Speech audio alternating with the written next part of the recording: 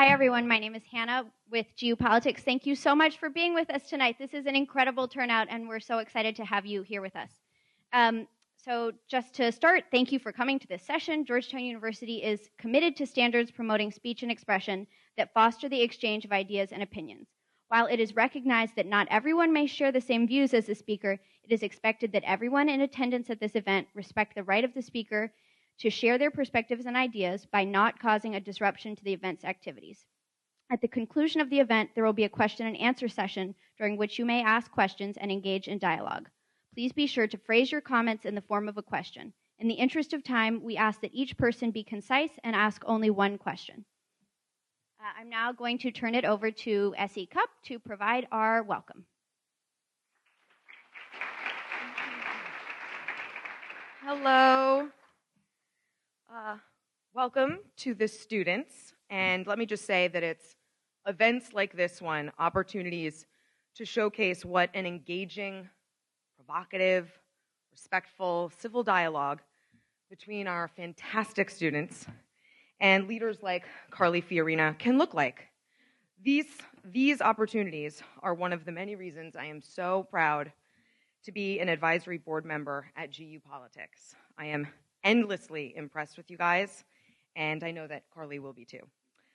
Though many of us might have been hoping to call her Madam President, what we did get out of Carly Fiorina's race to the White House was in some ways just as significant.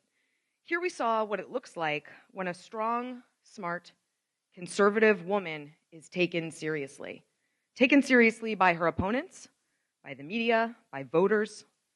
And let me tell you, I've covered this stuff for a while. That was refreshing. Equally as refreshing was an incredible opportunity. I got to feature Carly in a place that conservative women rarely appear, in a glossy fashion magazine. The response to our glamour interview was overwhelmingly positive, and that's because whether you agree with her or not, Carly Fiorina is a woman to admire. As my CNN co-host Van Jones once said, her mind is so sharp it should be registered as a weapon.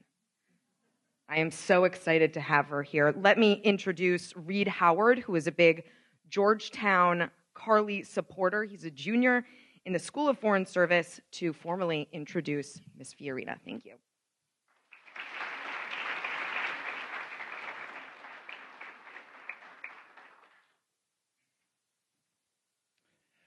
Hello, thank you for being here, and can we just give it up for Carly Fiorina?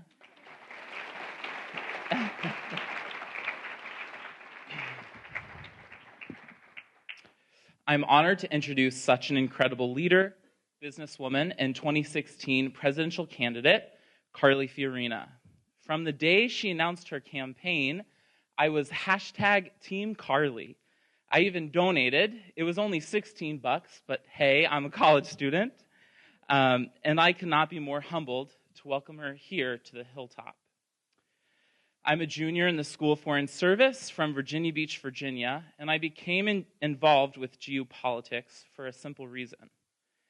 The citizens of our country have become increasingly disillusioned with government and the politics which sustain it.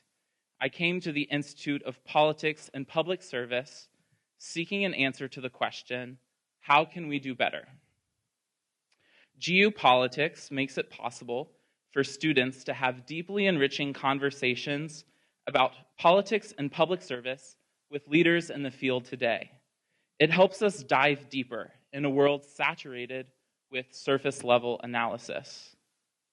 Through various debate watches, discussion groups, and guest speakers, I have seen geopolitics bring together students from all points in the political spectrum, conservative, liberal, and moderate, providing a picture of what can be possible when you promote civil discourse and bipartisan respect. And I'd also like to say a special thank you to Mo, Sophie, and Hannah. They've become some of my favorite professors this year. Their classroom is the real world, their curriculum is contemporary politics, and their quality sets the curve. Thank you for the spirit of service and dynamism with which you do your work. You've made geopolitics a jewel in Georgetown's crown. Now I'd like to say a few more words about my political role model and inspiration, Carly Fiorina. Carly is a tested leader. She battled breast cancer and buried a child. She started out as a secretary for a small real estate business and became a leader in technology, business, and charity.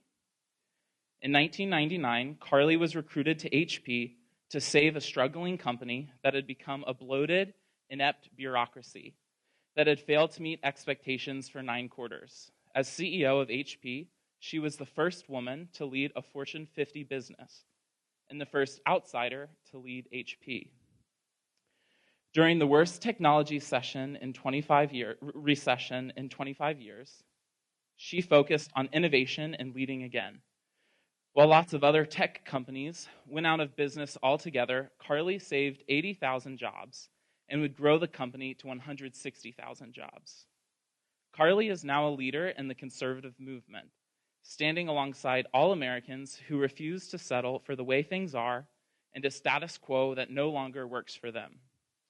She believes we must end crony capitalism by fighting the policies that allow it to flourish.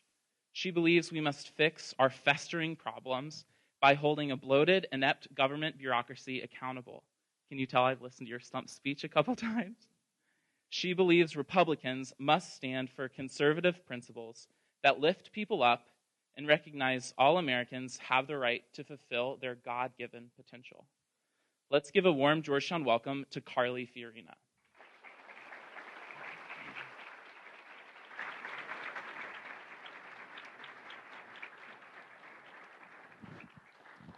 I'll now introduce our moderator. Moa Lathy is the founding executive director of Georgetown University's Institute of Politics and Public Service. Before launching the Institute, Mo spent nearly 2 decades as one of the top communication strategists in the Democratic Party, helping political leaders and organizations figure out how to tell their story. Most recently, the communications director of the Democratic National Committee, he's a veteran of 4 presidential campaigns, including as senior spokesman on Hillary Clinton's 2008 campaign. I'm excited for the exchange. He was a campaign strategist for 4 current or former United States senators and 2 former governors, advised the independent expenditure campaign arms of both the DCCC and the DSCC, and has worked on numerous other statewide and local races in every region of the country.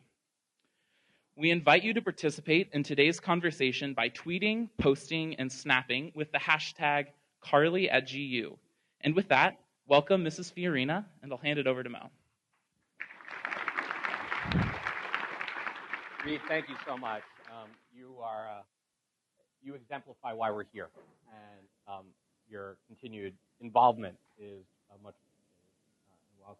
I also want to thank SD for being here tonight and for your involvement in the Institute, and I know Georgetown students are lucky to have you around. I also want to take a second and thank our co-sponsors for this event. Jim Moore over here representing the Business Society and Public Policy Initiative at the McDonough School of Business. I think given the nature of tonight's event, it is that business and society and politics and public policy coming together and what they all can learn from one another that I think really exemplifies your campaign and your life's work and what we hope to get at tonight. I think that's all of my so let's get to it. Here's what we're going to do tonight. We don't want to deconstruct the campaign bit by bit the way some journalists might. I want to focus on the journey. I want to focus a little bit on the motivations and the ups and the downs and everything along the way and see what lessons we all can glean from them a little bit. Your story's well known, and Reed referred to it. Your business career culminating in being the first woman to lead a Fortune 20 company. And then in 2009, you decided to do something a little bit different, and you announced that you were going to run for the United States Senate against Barbara Boxer. I guess my first question is why? Why make the jump? What was the catalyst to jump from a successful business career into public service? Well, it's the right question. And I have to say, as a student, I didn't care anything about politics. I wouldn't have been at the Institute of Politics. I wouldn't have shown up to listen to a presidential candidate. And frankly, there were a lot of times in my life when I didn't vote at all. I thought politics somehow was a different world. It had nothing to do with me. And then as I spent more and more time in business, I came to realize that actually politics and politicians and the policies they pursue impact every one of our lives, whether we know it or not. I think ours was intended to be a citizen government. I think that's what of, by, and for the people means. And I don't think we were intended to have a professional political class. People who have spent their entire lives in politics, who have done nothing else but run and win, run and win, run and win.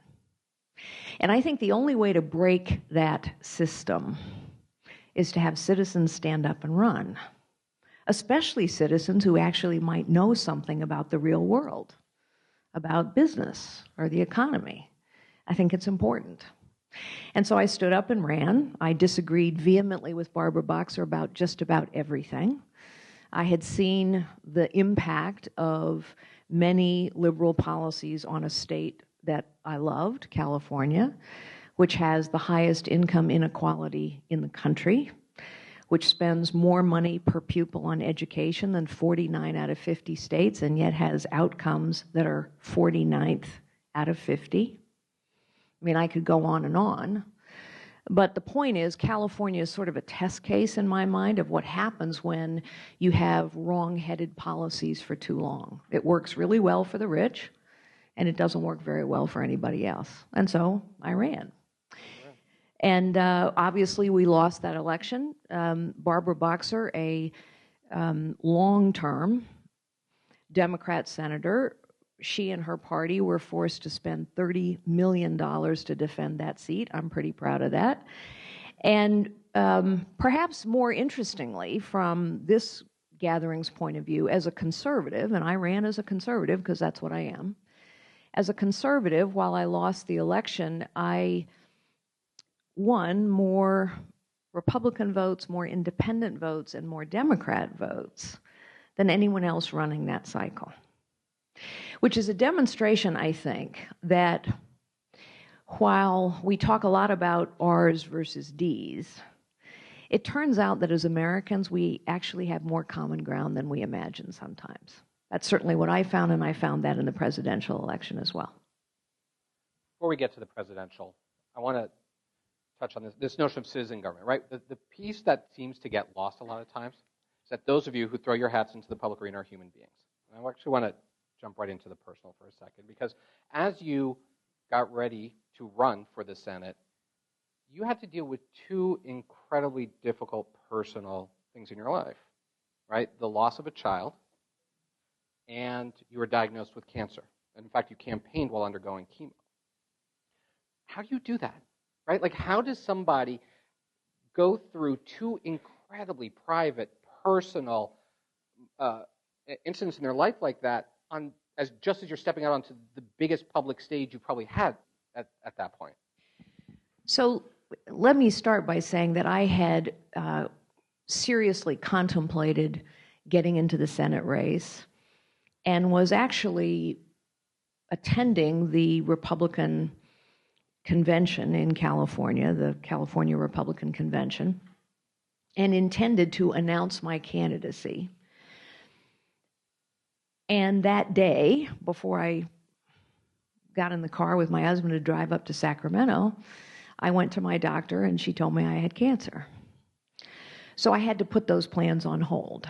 I actually did not campaign while undergoing chemo, but I did campaign bald because the effects of chemo were that I lost my hair.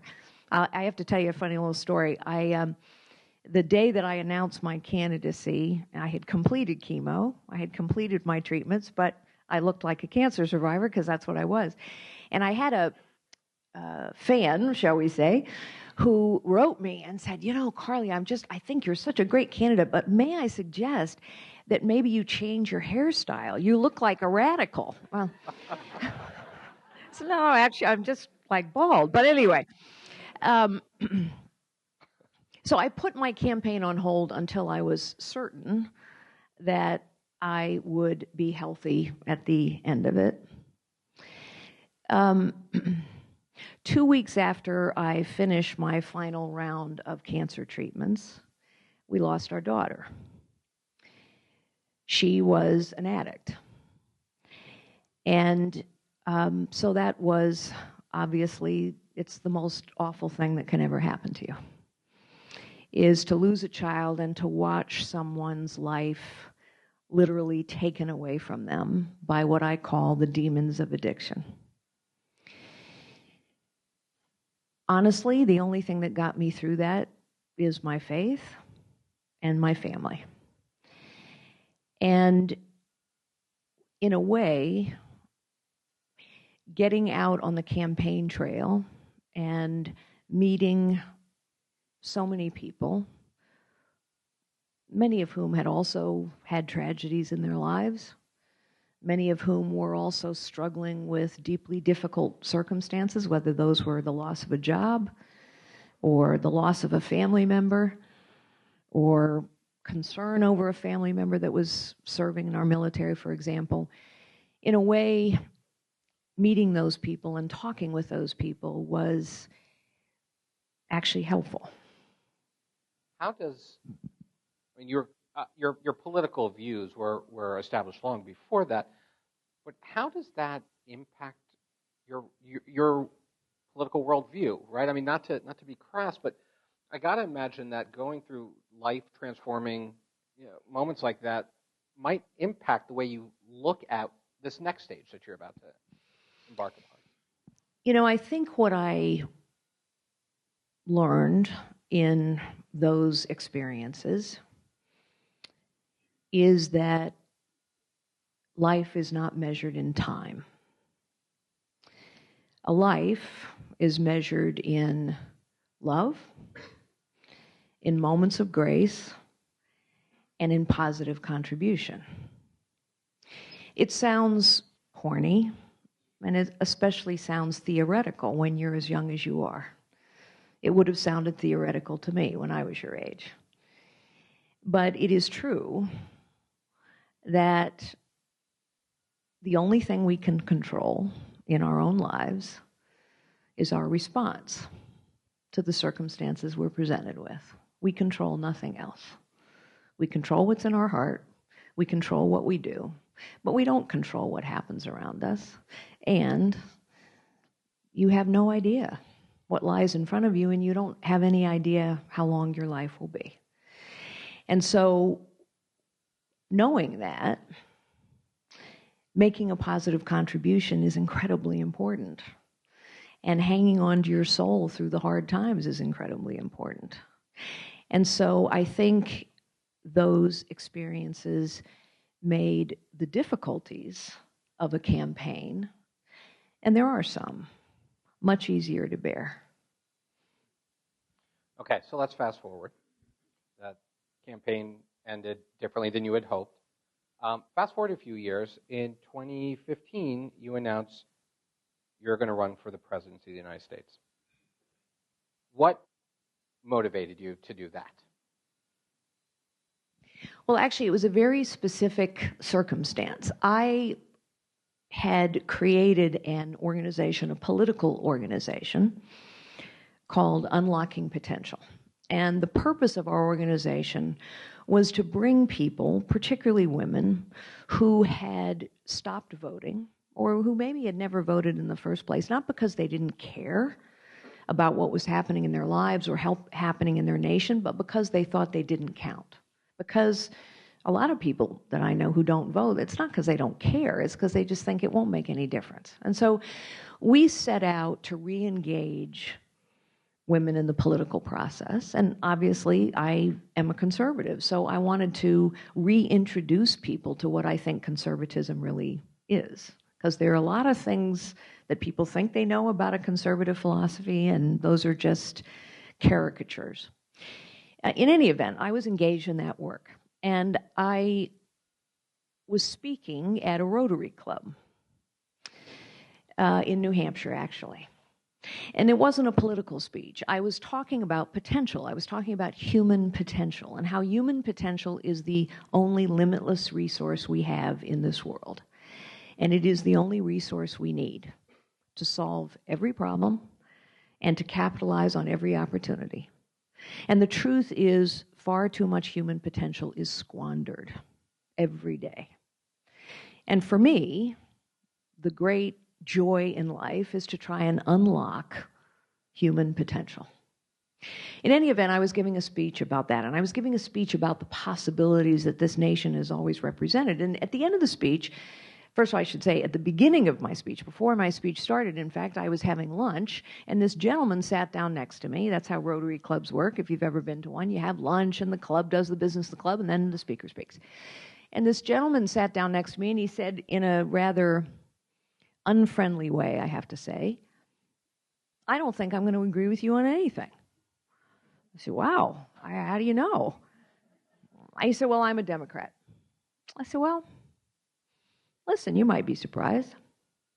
And at the end of my speech, he came up and he said, "Amen." And then he said this: "We don't think of ourselves as a nation of limitless possibility anymore." And I thought about that. And it's true. We don't. And we should.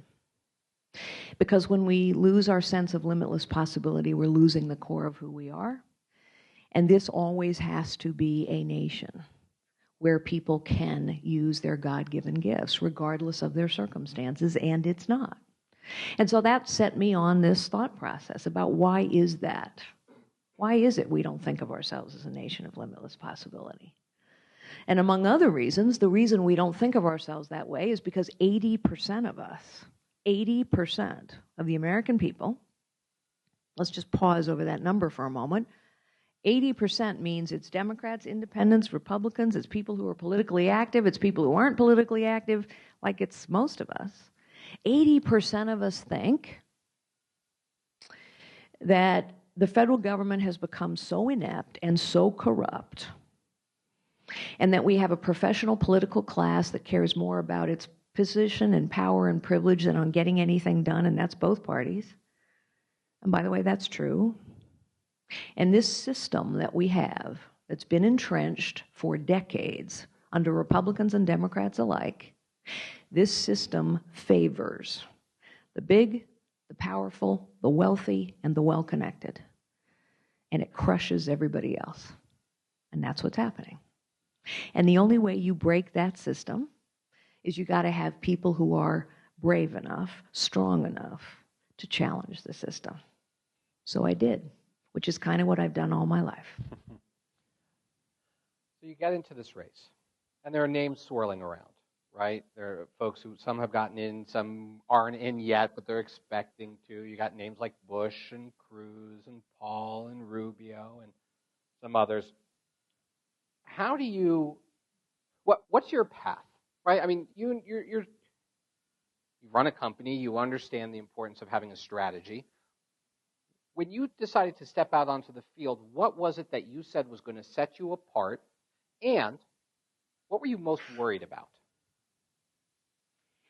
So what I knew, because you could see it in all the data, was that people are fed up. They're fed up. They're fed up with the way things are. They're fed up with the way politics goes. Most people think politicians are lying all the time, or that politicians of both parties kind of say whatever they have to say, and then they do whatever they want. So I thought people will be willing to hear a different voice. All of my life, I have learned that people appreciate and recognize truth when they hear it, even if they don't agree with it. They kind of, gee, that seems right. We always knew that because we wouldn't have the money, because we didn't have years of building up a political infrastructure. I mean, it takes years to build up these political infrastructures, donor lists, all of that, that we didn't have any of that. I mean, I started literally from ground zero. I had a team of 2 people. I had less than 4% name ID nationally. Most people had never heard of me. We knew that the debates would get to be very important because it's earned media, and we knew that earned media would be important.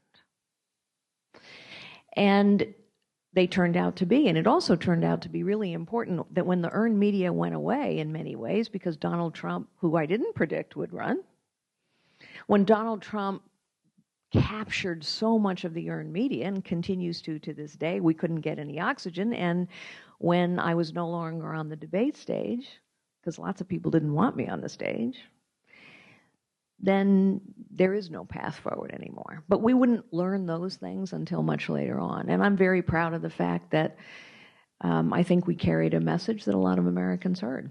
And I'll keep talking about it. Good. I want to come back to the debates, but no one expected Donald Trump to get in. You're in. You hear he's getting in. What was your thought then? What was your reaction when he got in? And how did that impact the way you thought about the race? Well, let me not speak politically for a moment, meaning about the political race. The week he got in, I made the following statement. He does not represent me, and he does not represent my party. And that remains the case today, which is why I will work hard to make sure he is not the nominee of our party. Politically speaking, I think I probably thought what a lot of people thought, oh, it's a lark, he's going to go away. Well, we were wrong, he's not going away. Which is why, on the Republican side, the only thing we can do now is beat him fair and square. We'll come back to that too. Let's go back to the debates now. So at the beginning, you didn't make the very first debate stage. You were on the undercard debate, right? Yes, I called it the happy hour debate. It happened at 5. I thought it was better. And it was a very happy hour for you because, I don't think there's anyone that would disagree that you were the star of that night amongst both debates, right? That you were the person who really shone that evening. Despite, and you saw a surge right after that. People did begin to hear your name and did want to begin checking out what you were talking about. But you still had to mount a campaign to get on the main stage for the next debate.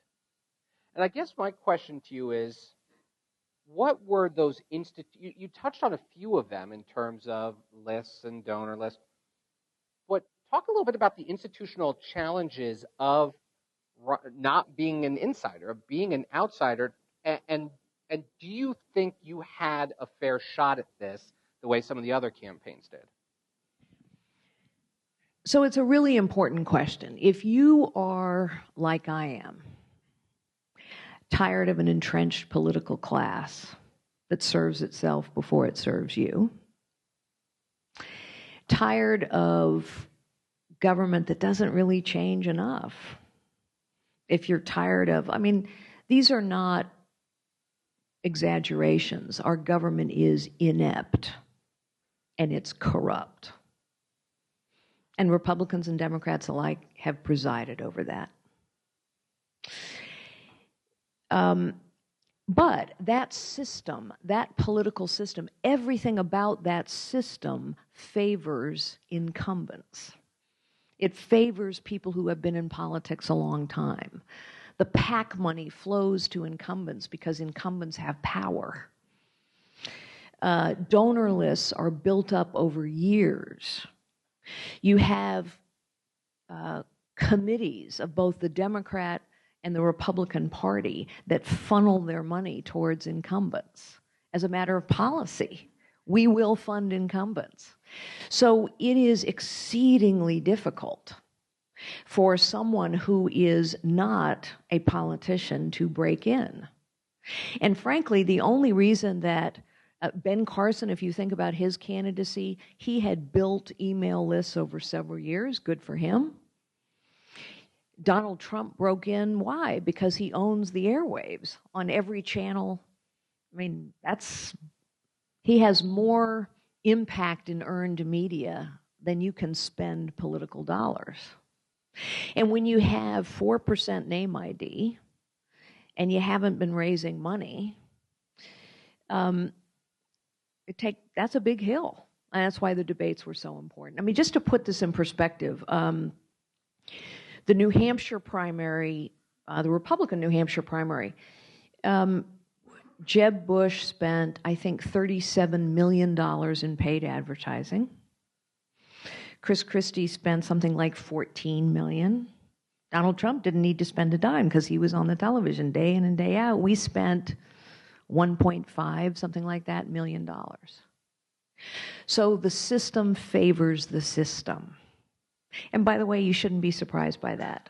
As you go on in your life, it took me a while to learn this. I really did start as a secretary.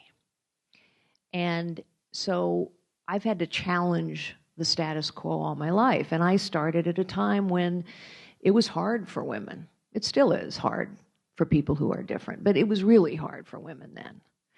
The thing is, whatever the status quo is, the status quo itself has enormous power. Because people who've benefited from the status quo, people who have benefited from the system, they want to preserve it. It doesn't make them bad people, it makes them human. If you benefited from a system, you want to preserve that system. And so it is always hard to challenge a system. But in the end, challenging a system is how you lead. Challenging a system is how you make a positive contribution. So if you're going to get discouraged and say it's hard, then you're not going to do much in your life. Better to know it's hard and do everything you can to challenge it anyway. So you challenged it, and you got on the next debate stage. That was at the Reagan Library, if I recall.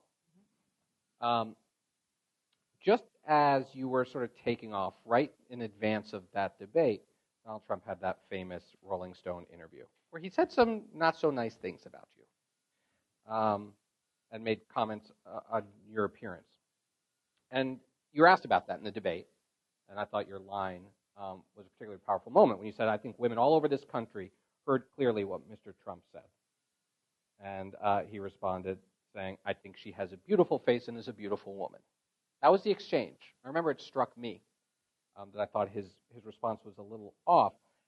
It's also hard to imagine that exchange happening between him and any of the other candidates.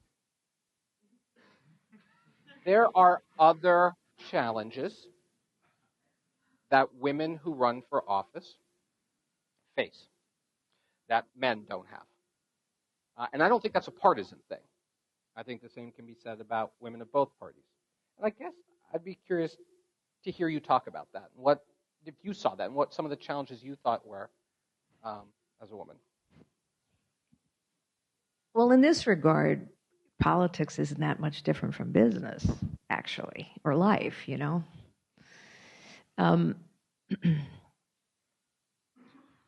The truth is, I've never been a man. So, on the one hand, I don't know how different it is. On the other hand, you're quite right. Although Donald Trump made comments about Rand Paul's hair, actually that night, you know, Donald Trump is kind of an equal opportunity insulter, let's face it. But there's no question that a woman's appearance is obsessed over by many. I mean, my own supporters would sometimes, oh, her hair doesn't look very good today. I've had, even as I went on in the process, I can remember after one debate in particular, by the way, a lot of the social media traffic after that night was about my outfit. You know, what was the suit I was wearing? What were the shoes I was wearing? And in fact, I can remember 3 or 4 debates later, the senior strategist to my campaign went into the spin room, and the first question he was asked by a senior political reporter was, what designer are her shoes? So, here's the thing. You can let that discourage you and infuriate you, and it did me then, and it has all my life. Or you can say, guess what? I'm a girl. I love shoes, and I like to dress up. So, you can obsess over that. Meanwhile, I'll stick to the issues. I want to ask a couple more questions, then open it up. You oftentimes hear candidates who come from your background, from the business world, that that there are lessons to be learned from the business world. But as you were preparing to run for president, because you faced this when you ran for the Senate, you had to know that your business record was going to be scrutinized, come under attack from some of your opponents. And I guess my question, one, how do you prep for that? And two, do you think that that disincentivizes other people who are in the business world, who may say, gosh, it's not worth it to open up the books and the balance sheets and show it all and deal with this kind of scrutiny? I do think it discourages some people, and I very much hope that people from outside the political world will be encouraged by my run and other people's run. Let's just acknowledge that Donald Trump is sui generis, okay? I mean, he's in a category all by himself. But I also think, if I may, I want to go back to a comment that you made earlier about my conservative philosophy was deeply ingrained. The truth is, yes, my father was a constitutional conservative. But I didn't really understand why I was a conservative until I got into business. And let me explain what I mean by that. The core of a constitutional conservative is that power concentrated in the hands of too few will always be abused. The core of the Constitution, we tend to think of the Constitution as a document that enshrines individual rights and liberties, and it does. But the Constitution is also a document that constrains power very explicitly. Our founders thought that too much power concentrated in the hands of too few is dangerous. They were right. It always is. I was a history and philosophy major, okay? So I can tell you that power concentrated in the hands of too few is always dangerous and has been throughout history because people abuse it. Now, why do I bring that up? Because what I learned in business, among other things, is if you don't have transparency about what decisions are being made, you're going to get the wrong decisions. If you don't have accountability about how a decision gets made or the consequences of a decision, you're going to get abuse. And importantly, if you have too much power concentrated in a corporation in the hands of too few, guess what? The company doesn't perform very well. And we see that in Washington, D.C. You are growing up in a generation where the technology in your hand gives you unprecedented, historic power. You have the power to get any piece of information you want, anytime, anywhere. You can communicate anytime, anywhere. You are empowered with technology and education that should make a citizen government easier, not harder. And yet we're moving further and further away from a citizen government, and more power is getting collected in the hands of very few people, economic power and political power. So, in a company, if you want great customer service, you give as much power as possible to the people who are actually talking to the customer every day. You give them the power and the accountability and the judgment to solve that customer's problem. And the same is true if you want a government that's responsive. You better put power as close as possible, as close as you can, to the people who are impacted by those decisions. Put it in the hands of communities and parents and cities and states. Don't collect it in the hands of a couple thousand people in Washington, D.C., and a couple thousand more in New York City, which is where it's collected and concentrated today, because that power will be abused, and it is being abused. That is why I'm a conservative. I'm going to ask one last question, then open it up. And it's looking forward. I mean, there are a lot of people who, after being unsuccessful in a campaign, kind of fade away. You haven't done that. You jumped right. I'm not the fading type. That's pretty clear. You've endorsed Senator Cruz, and you're out there stumping for him and campaigning hard for him. What is happening to the Republican Party? Well, one of the reasons I'm stumping for Ted Cruz is he is a constitutional conservative. And as I explained, that really matters, I think, because he has challenged the system, and I don't always agree with his tactics, but I agree with his goals.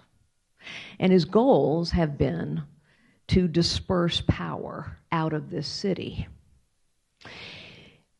The other reason I'm campaigning for Ted Cruz is he's the only one who can beat Donald Trump. And Donald Trump has to be beaten. Donald Trump cannot be the nominee of the Republican Party, and we have to beat him fair and square.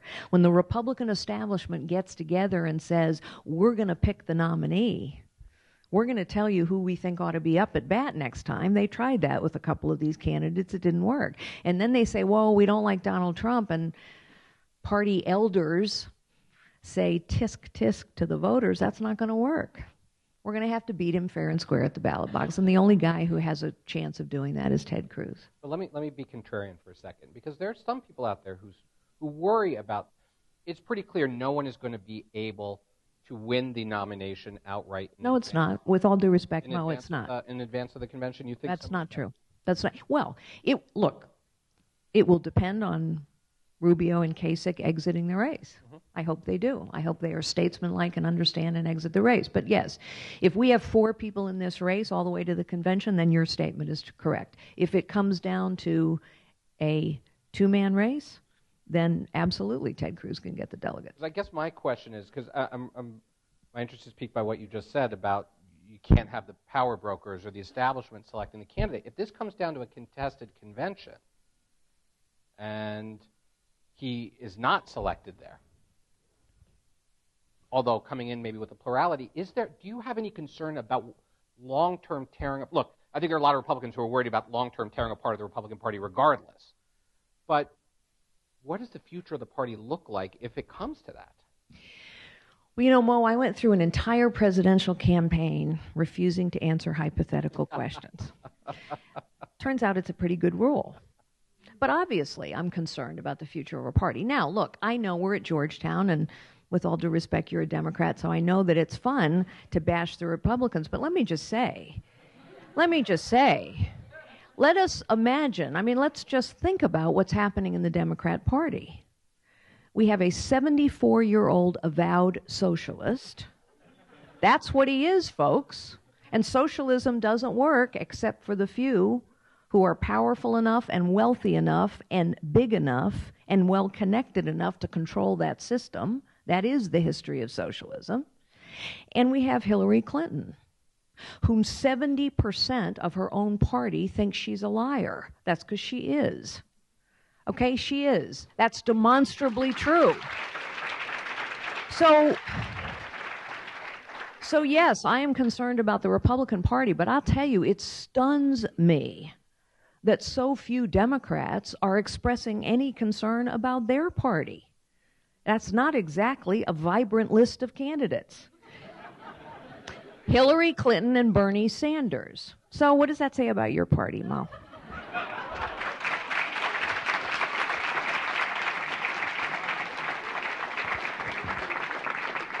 just going to say I'm retired, and I'm happy to be back on the hilltop. Okay, let's take some questions. Hannah, are you up there with a mic? I just want to remind everyone to please list every question in the form of a question, not a comment, and just one question per person. So if you want to raise your hand, I'll just come towards you. Right here. And the lady in the back had her hand up first. First of all, thank you so much for being here. It really means a lot to all of us, I know. And I was just wondering what advice you had for women hoping to pursue a career in business or politics. Okay. Well, whether you're a woman or a man, if you're interested in pursuing a career in politics, my advice would be do something else first. Seriously, do something else first. Go get out there in the real world and see what it's like to earn a living doing something besides politics, because we need more of that experience in politics. The second thing that I would say is, especially when you come out of a school like this one, an incredibly prestigious school. You all are the cream of your crop. You come out, I think, understandably, with high expectations. What I would tell you is, don't expect or wait for the perfect job. Just get a job. And no matter what job you get, after all, this is advice from someone who started out as a secretary in a 9-person real estate firm, because I dropped out of law school. I hated it. And I had to go back and earn a living doing what I'd done to put myself through school, which was to type and file. But my point is, no matter what job you get, you're going to learn important things. You're going to learn things about yourself. You're going to learn things about other people. And you're going to gain skills that will make you better equipped for the next job, whatever it is. And if you do a good job, at whatever job you have, I don't care what it is, if you do a good job, opportunity will knock. It always does. Last piece of advice. And I say it to the women in the room, but to anyone who has felt different or outside. Do not let other people define you. Do not let other people define you. Do not let other people tell you what you should do, what you can do, what you won't do. You decide. You decide what you're made of, and I will guarantee you that every single person in this room has far more potential than you realize. So, take chances, take risks, because that's the only way you find out what you're made of. Hi. Hi. I'm Sophia. Thanks for being here. You touched on the disadvantages that you think come from being a female candidate, and I was wondering if you thought that you had any advantages of being the only Republican or female Republican. Well, I'm not even sure I would have called them disadvantages. They're just differences. You know, now, in fairness, Marco Rubio got a thing about his shoes for a while. And so that made me feel a little better that Marco Rubio's shoes were getting commented on. But there are pluses and minuses to everything. Absolutely. So maybe an advantage is that because I was the only woman on the Republican side, maybe people leaned in a little bit when I talked. Certainly that night when Donald Trump made the comment about my face, people were paying attention to that. The thing is, the aspects of leadership that matter if you want to make a difference are not about gender, actually. First, I should define what I mean by leadership. Leadership is not about title. It is not about position. It's not about status. It's not even about power as traditionally defined. The highest calling of a leader is to unlock potential in others. A leader serves others. So, anyone can lead, I've learned. Anyone can lead, regardless of what position you hold. And the quintessential aspects of leadership have nothing to do with gender. They are human qualities.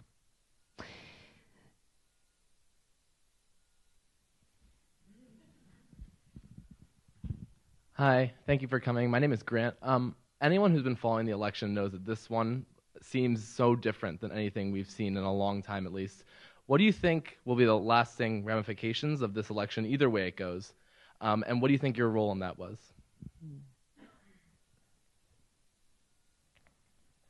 It's a really interesting question. And I don't, unlike some political prognosticators, I don't actually think I'm very good at predicting the future. So let me just start by saying I'm not sure I can answer your question, but I think it can go one of two ways. And one of those ways I think would be a good outcome, and one of those ways I think would be a very bad outcome. One way it can go is for people to become even more apathetic. For people to say, you know, this game really is rigged. This game is rigged by the media, by the establishment on both sides.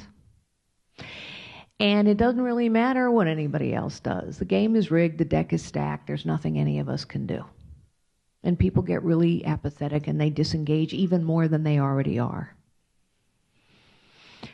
And the other way people can go is to say, it can't go this way.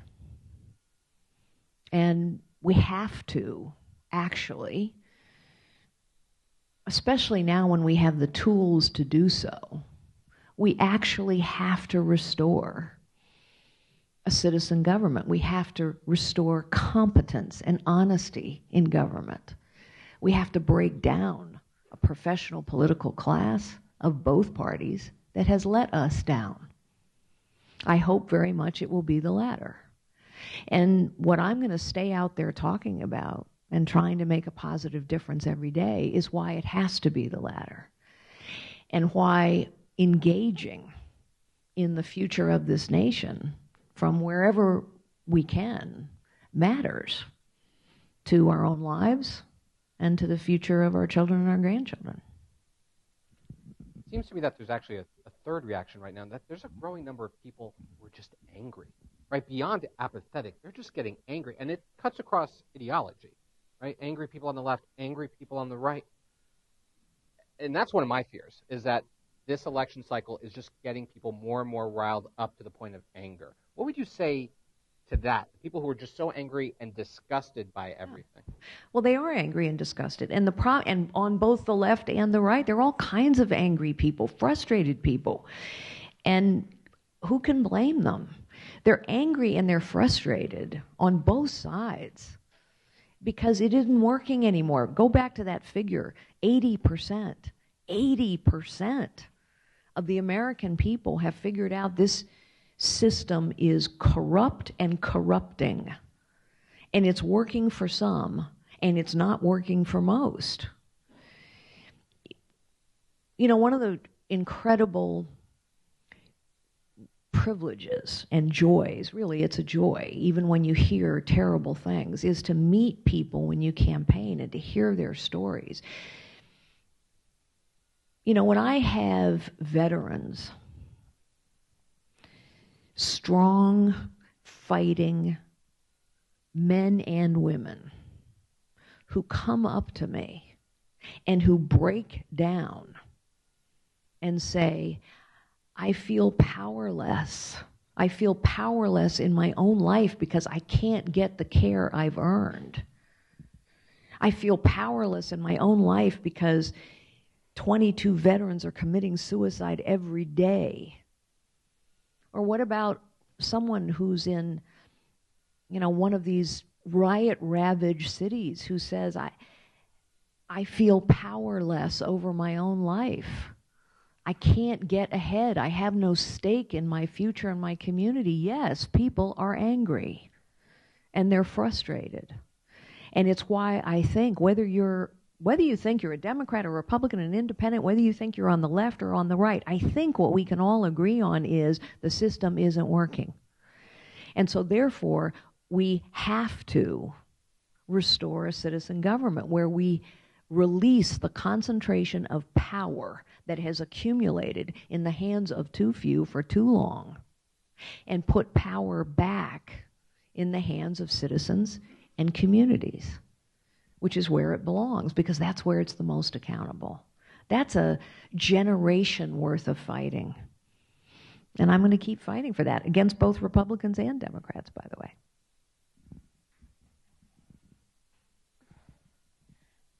Hello, Ms. Fiorina. Thank you so much for coming to speak with us. I know you said you wouldn't answer any hypotheticals. If you'll indulge me for a second, I'm only asking you this because, you know, every other Republican candidate at this point has answered this question up on the debate stage.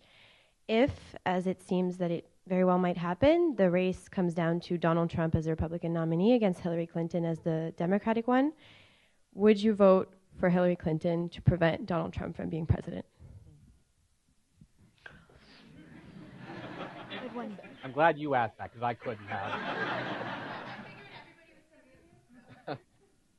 So I'm not going to vote for Hillary Clinton because I think Donald Trump and Hillary Clinton are two sides of the same coin. Hillary Clinton has made her millions selling access and influence from the inside. And Donald Trump has made his billions buying people like Hillary Clinton off. Hillary Clinton and Donald Trump are the system. One has put an R next to his name, and one has put a D next to her name. One is a politician, and one is a businessman, but they are the system. Donald Trump doesn't represent me or my party, and that's as far as I will go in answering your question. A GOP deity, Ronald Reagan, basically said to speak no ill of a fellow Republican. What does the Republican bourgeoisie hope to gain by denigrating the Trump voters as racists, bigots, xenophobes, dumb, bad Christians? And also, what do you think about his supporters? Well, I have no idea because I'm not the Republican bourgeoisie, as you call it.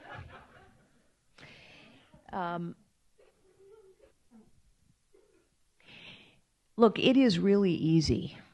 It is really easy to paint all of Trump's supporters with a big, wide brush. Just like it's really easy to paint other groups with a big, wide brush. And it's always a mistake.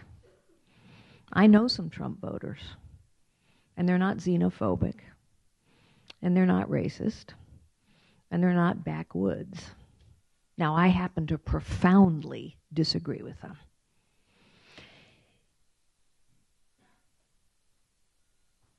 Ultimately, this nation is going to have to be unified around the things that we all agree on. It's actually why I ran for president, because what we all agree on is the system isn't working.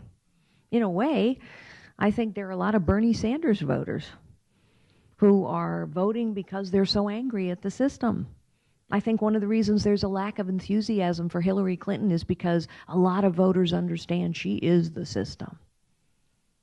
So rather than paint someone's supporters with a broad brush, what I will continue to do is challenge the candidate, whether that's Hillary Clinton or Donald Trump, on who they are. I'd like to say thank you, first of all, for coming to speak today and at CPAC 2 weekends ago. I was wondering, to shift more towards your foreign policy focus, what do you think is the most important and pressing challenge that America faces on a global level? Well, it's getting to be a crowded list, isn't it? So let me, if I may, I want to put it in the category of short-term, medium-term, and long-term, because I think that is how we have to think about it. We don't have the luxury of saying there's only one issue. In the short term, our most immediate and pressing challenge is metastasizing terrorism, particularly ISIS. In the medium term, our most important challenge is Iran, Russia, North Korea.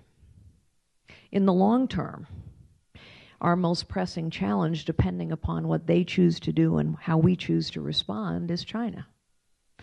And I think we have to be very strategic about how we deal with both short-term, medium-term, and long-term threats. In the short term, we have to defeat ISIS.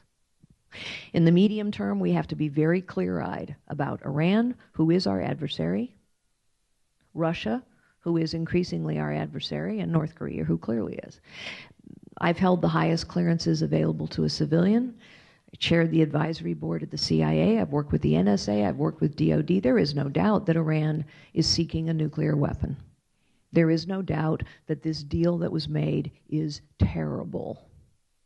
There is no doubt that it accelerates Iran's ability to become not only the hegemon of the Middle East, which is very bad for us, but it also allows them to threaten this nation. And in the long term, China is behaving as an adversary. They are trying to control the trade routes through the South China Seas. We cannot permit them to do that. They are a repressive totalitarian regime. And as their economy slows, they will become more repressive and more adversarial. I would just say that fundamentally my most severe criticism of this administration is that they are continuously rewarding bad behavior. And when you reward bad behavior, you get more of it. So if there is no consequence for bad behavior, you'll get more. If there's no consequence for Russia invading Ukraine, Russia will become more adversarial. If there is no consequence in negotiations for Iran kidnapping and holding 4 Americans, then you're not going to get a very good deal. If there is no consequence for building military installations on disputed islands, then you're going to get more adversarial behavior. There have to be consequences when our interests are challenged. And my fundamental disagreement with this administration is there have not been enough consequences when our interests have been challenged. And so our interests are continuing to be challenged. So you've talked several times about breaking up the political class, but what specifically would you or a potential President Cruz do to break up the political class? Would it look like ending gerrymandering or fixing campaign finance reforms? Like, what specifically would you do to do that? Well, all those are really good ideas, absolutely. And we ought to have term limits also. But let's start with some things that are even more fundamental, because it's not just about the concentration of political power, it's about the concentration of economic power. So one of the reasons that I campaign very hard, as is Senator Cruz, on a radical simplification of the tax code is because the tax code in all its complexity is how the system is rigged. The tax code is over 70,000 pages long. And that complexity in and of itself favors the big, the powerful, the wealthy, the well-connected. My dad was a professor of tax law. And I adored my dad, but I thought what he taught was incredibly boring. And I remember asking my father, when I was about your age, I remember saying, "Daddy, why do you teach tax law? It's so unbelievably boring." And I'll never forget what he said to me. He said, "Carly, the tax code is how government exercises power." And that's exactly right. The tax code is an exercise of power. And so when you have this incredibly complicated tax code, it means that if you're big enough to hire all the lobbyists, if you're wealthy enough to hire an accountant, if you're powerful enough to have all these accountants and lawyers and lobbyists figuring out how to make all those loopholes work for you, you're doing great. But if you're not, you're getting screwed, pardon my bluntness. So we have to start by radically simplifying the tax code. What's another thing we have to do? We have to repeal these gigantic pieces of legislation that have great sounding goals but that are not accomplishing the objectives. So, for example, why is repealing Obamacare important? It's not that some people haven't been helped by Obamacare, some people have, but far more people have been harmed. Premiums are going up. Emergency room visits are going up. We're dumping more and more poor people into Medicaid, and fewer doctors are accepting Medicaid. So we're not helping them. But more than that, who is Obamacare written by? The pharmaceuticals, the drug companies, the hospitals, everybody who had a vested interest. That's who wrote Obamacare. And what do you see happening now? The big are getting bigger. The pharmaceuticals are consolidating. The hospitals are consolidating. This is always what happens. Dodd-Frank. Okay, we had to pass Dodd-Frank, everybody said, because of the financial crisis. Who caused the financial crisis? Fannie Mae, Freddie Mac, and the big Wall Street banks. Who wrote Dodd-Frank? The big Wall Street banks wrote it. So, instead of 10 Wall Street banks too big to fail, what do you have now? You have 5 even bigger banks, even more entrenched. Fannie Mae and Freddie Mac have never been reformed. They're just doing their thing. Guess who had nothing to do with the financial crisis? Community banks. You know how many of them have gone out of business? 1,650 something. You know how much of the credit union industry has been put out of business? 20%. You know why that matters? because small community banks and credit unions are where small businesses and families get their credit. And credit is now constrained, not to the big and powerful. Credit is constrained to the small and powerless. In other words, all this complexity, whether it's the tax code or these mammoth pieces of legislation or all the regulations that roll out of Washington, D.C., written by a bunch of rule makers who are accountable to no one and elected by no one, all of that complexity keeps this system going. And it's why you got to break that system down, roll those regulations back, repeal these mammoth pieces of legislation, and restore power and money into the hands of small businesses and individuals and communities. I think that sort of does it for our time with questions. Want to just hand it back to them for final words and ask that as we end things, if y'all can just please everybody stay seated and give Carly a chance to step out. So, I want to close with one last question. Thinking back to your time on the trail, is there one person that you remember that you met out there whose story touched you or who you interacted with that really moved you? And thinking about that person, what would you say to them if they walked in here today? You know, I think the person that, if I only have to pick one that I would recall, you know, it is a hard thing to talk about the loss of a daughter to addictions. And I was reluctant in some ways to talk about that. Not because I was ashamed of it, but because it's a hard conversation to have. And I remember being moved to talk about it in New Hampshire, where drug addiction is an epidemic, a scourge. And all of you sitting in this audience know people who are abusing a substance of some kind, whether it's alcohol or prescription drugs or illegal drugs. So it's an epidemic here too, I know, without even asking you. And so I was talking about our experience with our daughter, and I remember this woman came up to me, and she hugged me very tight, and she said, "I too lost my child." It was a very generous thing for her to do. She was generous, and it was very hard for her. But she was generous in sharing her story with me because she knew that the story I had told was difficult to tell. And that's what I remember in general, is yes, we can say, we can criticize voters that we think were so different than, but most people just get up every day trying to do the best they can. Most people are generous people. Not everybody, but most of them. They're generous, good-hearted people just doing the best they can. And that's what I remember.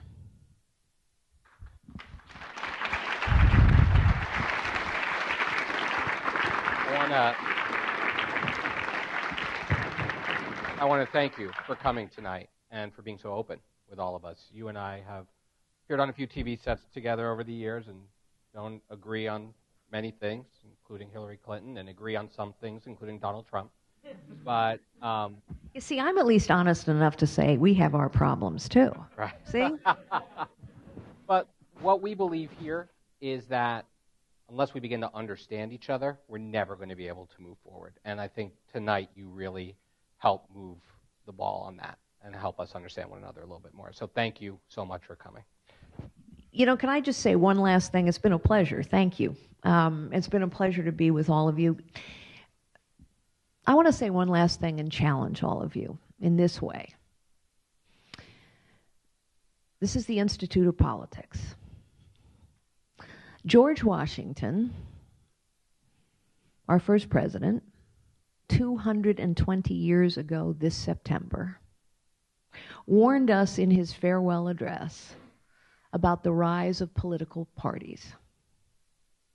And he said that what could happen with political parties is people would get so engaged in winning one for their team that they would get more consumed with winning and losing and less concerned about governing their republic. That's what's happening. So whether you think you're a Republican or a Democrat, what I would encourage you to do is set aside the sloganeering of your party, because both parties engage in a lot of sloganeering, and get back to what actually is your core philosophy about people, about power, about what works and what doesn't work. Start with that. Because if you don't understand your core philosophy, then it's just about a game, and politics kind of comes across like a game, doesn't it? I mean, we love to talk about who's up, who's down. Wow, this election cycle is kind of like worldwide wrestling, except it's not a game, and it's not a sport, and it's not about whose team wins and whose team loses. It's actually about people's lives and what impacts their lives. Thank you all for having me. I really enjoyed it.